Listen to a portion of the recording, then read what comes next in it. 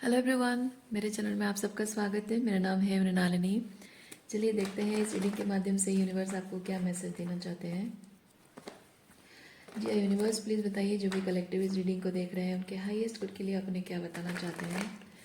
Ji universe, thank you for your guidance, thank you for clarity, thank you for validation, thank you for protection, thank you for your grace, thank you for the love, thank you for abundance. जी universe, thank you very much. Reading general reading है तो आपको जितना resonate करता है उतना ही लीजिए।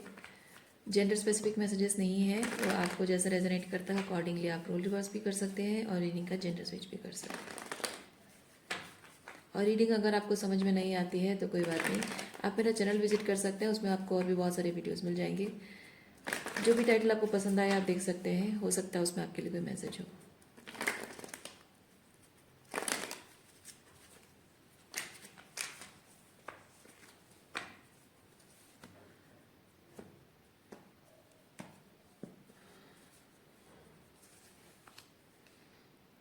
Six of pentacle,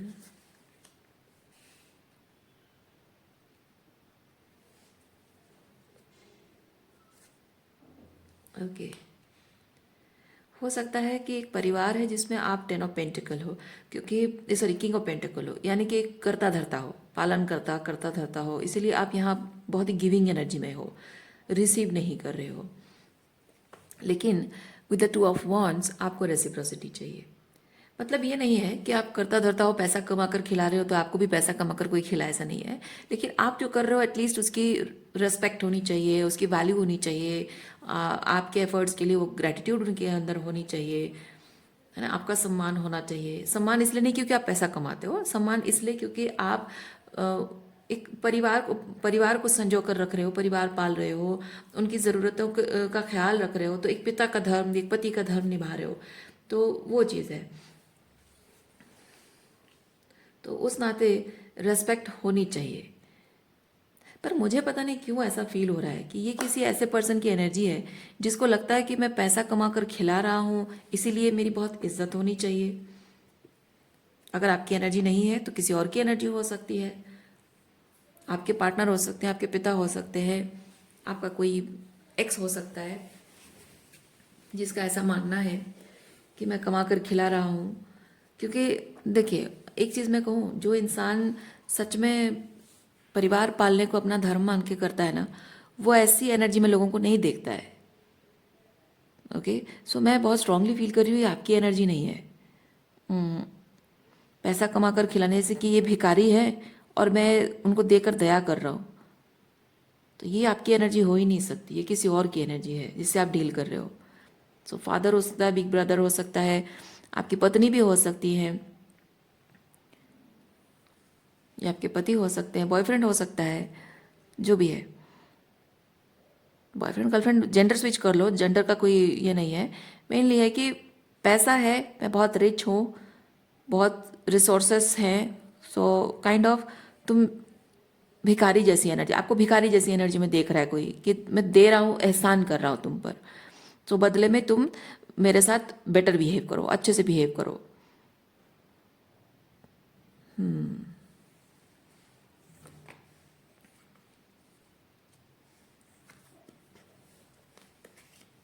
अच्छा, इस पर्सन का मानना है कि आपका उसके टू ऑफ वॉन्ड्स एनर्जी क्या होनी चाहिए कि आप उसके साथ कमिटेड रहो और हमेशा उसे खुश रखने की कोशिश करो।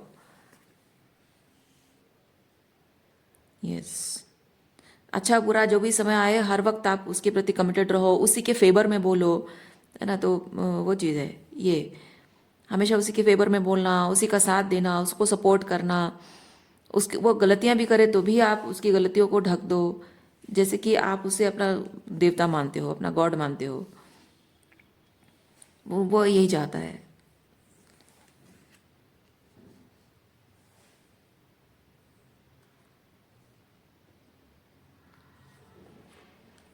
बैलेंसिंग स्केल, ओ इस पर्सन को लगता है कि आप अगर वो जो आपके लिए कर रहा है ये सब जो कर रहा है उस चीज़ की अगर आप रेस्पेक्ट करते हो, इस तरह से वो जैसा चाहता है उस तरह से अगर आप रहते हो, तभी जाकर स्केल बैलेंस होगा। अदरवाइज ये बाउंड्रीज डिसिप्लिन थोड़ा सा, क्योंकि जस्टिस एंड 7 ऑफ वॉन्ड्स थोड़ी सी डिसिप्लिन है, थोड़ा सा रेस्ट्रिक्शन है। सो मे बी काइंड ऑफ वो रेस्ट्रिक्शन करने की कोशिश भी करता होगा, आपको डिसिप्लिन करने की कोशिश भी करता होगा। 3 ऑफ सॉर्ड्स।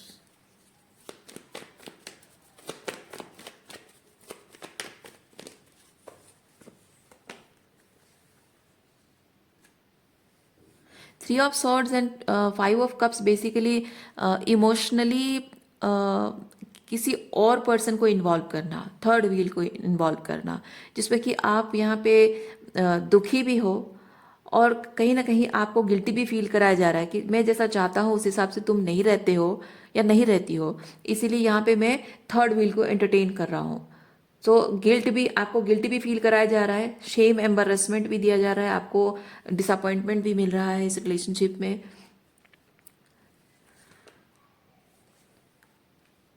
इस पर्सन के पूरे एफर्ट्स, पूरी एनर्जी यहाँ पे एस ऑफ पेंटिकल की तरफ है। हमेशा जब भी आपसे वो डिसअपॉइंटेड फील करता है, वो दूसरे किसी पर्सन के तरफ उसका हमेशा मन उसका रहता है कि वहाँ से उसको एस ऑफ पेंटिकल यानी कि बहुत मतलब जो जो वो मतलब उसको अप्रिशिएट किया जाता है, जो जो वो है ना, जो ट्रूली वो है, अपने आप को जिस तरह से देखता है। कोई दूसरा पर्सन है जो उसको एग्जैक्टली उसी नज़र से देखता है और उसको अप्रिशिएट करता है, लेकिन आप नहीं करते हो। आप कहते हो कि नहीं, ये तुम पैसा कमाते हो, इसका मतलब ये नहीं कि तुम्हारे पैर धोकर मैं पीऊँ, नहीं, ये तुम्हारी जिम्मेदारी है। लेकिन कोई है, मे बी उसकी मदर हो सकती है, उसके पेरेंट्स हो सकते हैं, जो कि हाँ ठीक है बेटा तुम जो कह रहे हो सही है, ये वैसी वाली एनर्जी है। तो इसको जब भी आपसे डिसअपॉइंटमेंट मिलती है, वो इधर रुख करता है उनकी तरफ उसका। तो मतलब बहुत ही चाइल्ड एनर्जी है ये पेज, चाइल्ड बच्चा वाला एनर्जी है। इमोशनली वैलिडेशन उसको चाहिए होती है, तो इसीलिए शायद वो इमोशनल वैलिडेशन के लिए अपनी मदर, यस देखिए मदर एनर्जी है, इमोशनल वैलिडेशन के लिए वो अपनी मदर के पास जाता है। अगर ये आपका स्पाउस है, आपका पति है और आपको ऐसे बिहेव करता है,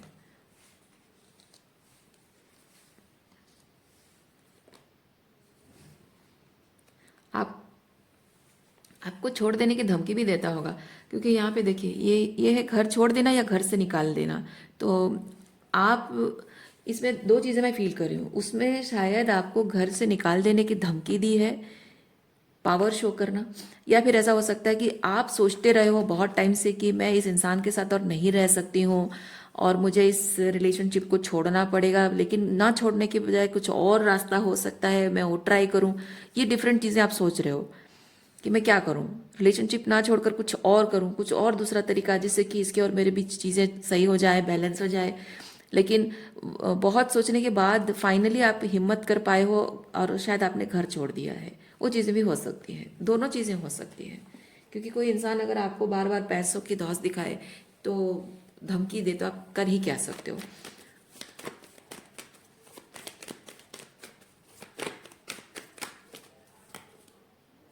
Wheel of Fortune, 4 of Swords.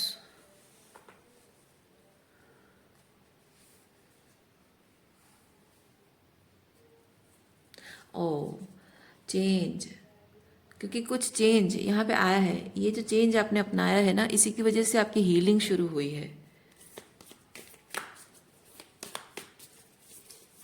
हाँ, इस रिलेशनशिप को छोड़ने के बाद ही आपकी हीलिंग शुरू हुई है।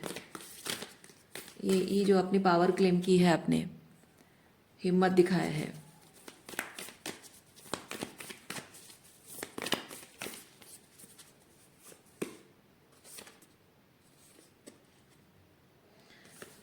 शेप शिफ्टर एंड जज। जज की कार्ड 2 बार है, एक तो यहाँ पे ये जस्टिस कार्ड है और ये जज कार्ड है। सो मैं कुछ लोगों के लिए डाइवोर्स के बारे में फील कर रही हूँ, मे बी आप लोगों का डिवोर्स हो गया है और नहीं भी हुआ है तो भी आप शायद चाहते हो। लेकिन बात डाइवोर्स की नहीं है, बात यह है कि जस्टिस की, आपके साथ क्या गलत हुआ है उसके लिए न्याय। आपने इस पर्सन के साथ रहकर उसको शायद आपने न्याय मांगा भी होगा कि नहीं, you can't treat me like that, लेकिन शायद वो माना भी ना हो, क्योंकि यहाँ पे जैसे मैंने कहा कि डराना, डराना के घर छोड़ दूंगा, मतलब छोड़ दूंगा तुम्हें।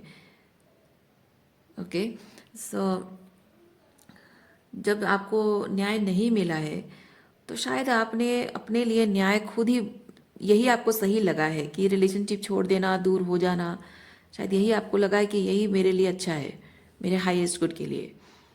और ये जो हीलिंग, सेपरेशन के बाद जो ये हीलिंग आपकी हुई है, ट्रांसफॉर्मेशन आपके अंदर आया है, आप पहले जैसे, शेप शिफ्टर बेसिकली चीज़ बताता है कि आप पहले जैसे थे अब वैसे नहीं रहे, आप बदल गए हो। आप अभी क्वीन ऑफ पेंटिकल बन गए हो सकता है पहले आप कोई जॉब नहीं करते थे, पैसा नहीं कमाते थे, अभी आप पैसा कमा रहे हो, फाइनेंशियली इंडिपेंडेंट हो।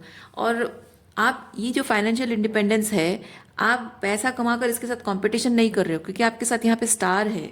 यानी कि आपको शायद समझ में आ गया है कि आपका पर्पस यही था।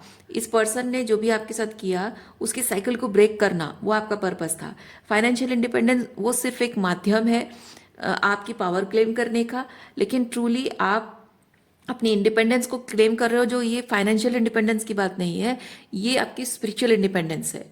तो इस पर्सन के साथ रहकर आप स्पिरिचुअली बंधे हुए थे, तो ये फ्रीडम क्लेम करके आपने अपने स्पिरिचुअल इंडिपेंडेंस को क्लेम किया है। सो एक स्पिरिचुअल पर्सपेक्टिव आपका, ये फाइनेंशियल इंडिपेंडेंस को लेकर एक स्पिरिचुअल पर्सपेक्टिव आपका है।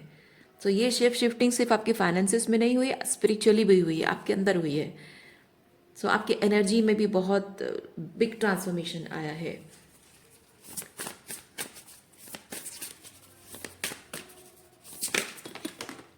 Okay,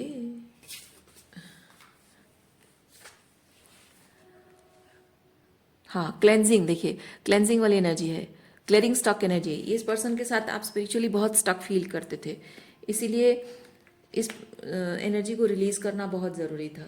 integrating your healing, yes, वो आप कर रहे हैं। और फॉरगिवनेस, फॉरगिवनेस है कि नहीं मुझे नहीं पता, लेकिन हाँ, अगर आप इस पर्सन को फॉरगिव एंड लेट गो नहीं कर पा रहे हो तो लेट गो नहीं कर पाओगे। ठीक है, फॉरगिव नहीं कर पा, देखिए फॉरगिवनेस का मतलब ये नहीं होता है कि उसने जो किया उस बात को आप मतलब फॉरगिव, आपको लगता होगा कि फॉरगिव, अगर मैं उसे माफ़ कर दूं, यानी कि उसने जो किया उसका कोई मतलब नहीं है, जो गलत किया उसका कोई मायने नहीं है, उसकी गलती की वजह से, जो गलत बिहेवियर की वजह से जो मैं हर्ट हुई हूँ, मुझे तकलीफ हुई है, क्या उसका कोई मायने नहीं है? नहीं, ऐसा नहीं है। फॉरगिवनेस का मतलब सिंपली ये चीज़ है कि अपने दिल से, अपने दिमाग से उसके जो कड़वी बातों को आप उसे हटा रहे हो, रिलीज कर रहे हो। एक माइंड में ये चीज़ रखना कि इंसान जो होता है ना, वो दूसरों को वैसा समझता है। ओके, वो जो है, जो होता है अकॉर्डिंगली लोगों को डील करता है।